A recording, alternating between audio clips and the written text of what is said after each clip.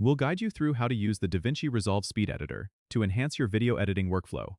If you find this helpful, consider subscribing and liking the video. First, open DaVinci Resolve on your computer and make sure your speed editor is connected via Bluetooth or USB.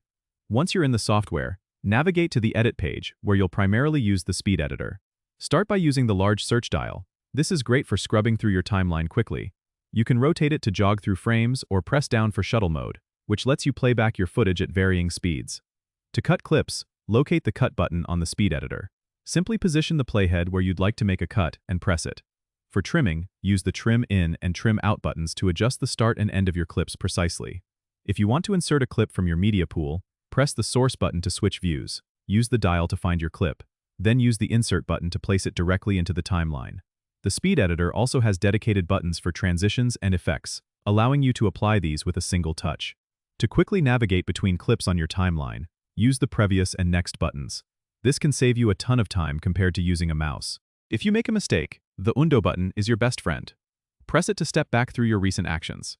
Throughout your editing process, the speed editor's keys light up to indicate active functions, helping you learn and remember their uses.